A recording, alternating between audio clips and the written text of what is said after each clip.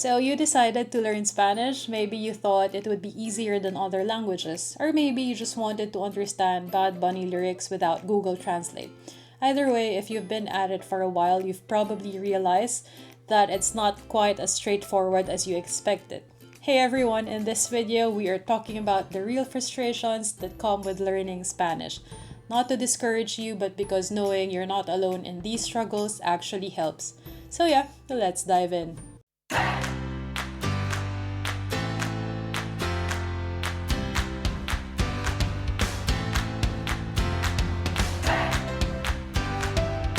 Let's start with the obvious one. Native speakers talk fast. You spend hours learning vocabulary, you practice your conjugations, you finally feel ready, and then you hear an actual Spanish speaker and it sounds like one continuous word that lasts for 30 seconds.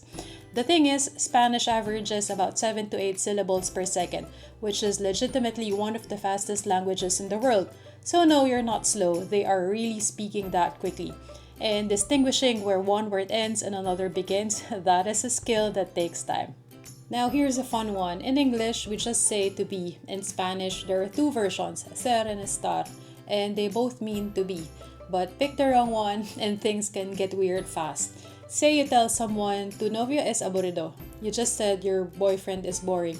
But if you say, tu novio está aburrido, now it means your boyfriend is bored. Big difference. One ruins date night and the other just means he needs a nap. The basic rule seems easy. Ser is for things that are permanent, estar is for things that are temporary. But then you learn being married uses estar. Why is it temporary?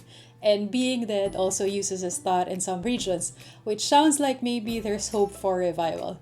So yeah, even advanced learners trip over this one. It's one of those grammar rules that sound simple until it isn't. Now let's talk about regional differences. You finally nailed the pronunciation, you're rolling your R's, you understand your Spanish teacher perfectly. Then you talk to someone from Argentina and suddenly pollo sounds like pollo and they're using vos instead of tu with completely different conjugations.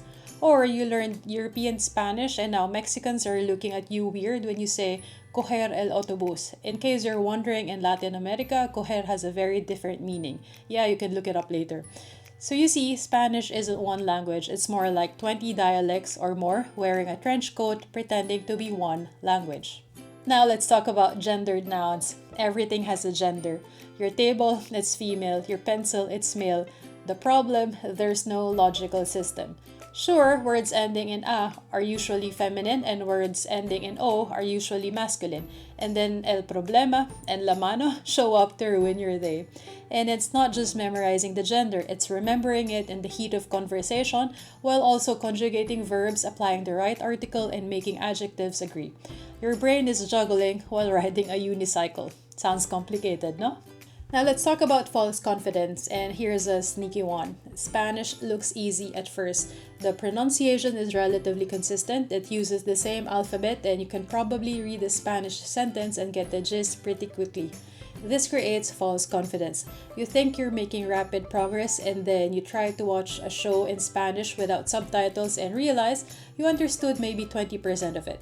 Or you try to express a complex thought and find yourself stuck at a second grade vocabulary level. The gap between understanding and speaking is huge and it's really frustrating. Now let's move on to listening comprehension. Even when native speakers slow down for you, bless them, there are other challenges. Words blend together, para adelante becomes para delante. The di in nada basically disappears.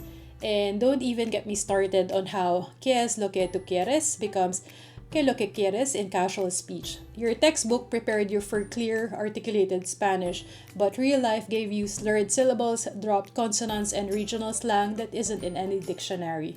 And don't even get me started with countless exceptions. When I was taking Spanish courses in Speakeasy last year, I lost the number of times when I asked questions and the professor answered with, well, that is an exception. Even when I ask my partner who's a native Spanish speaker, he answers the same, that it's an exception and it's hard to explain. Now, if you've encountered these exceptions, you know what I'm talking about. Okay, so how do you actually overcome these frustrations? Honestly, you need structured practice combined with real world exposure, and this is where having the right tools makes a massive difference. I've been using Conjugar digital learning platform designed specifically for tackling the hardest parts of Spanish. Let me show you how it addresses the exact struggles we just talked about. First, verb conjugations. Conjugar has over 250 verbs with digital flashcards covering past, present, conditional, and future tenses. But here's what makes it actually useful. They have an interactive play mode where you can test yourself with over 1,000 conjugated verbs across different tenses. It's like drilling these patterns until they become automatic. They also have a workbook with over 250 exercises specifically focused on verb practice, including gerundio. This is the kind of repetitive practice that actually makes irregular and reflexive verbs stick in your brain. Now, for vocabulary building, which helps with that false confidence issue, there are 500 essential vocabulary words and phrases for everyday conversation. Not random words, but the stuff you will actually use. And here's something cool, they have a scoring system that tracks your progress so you can see yourself improving instead of just feeling like you're drowning. Sometimes seeing that tangible progress is what keeps you going through the frustrating phases.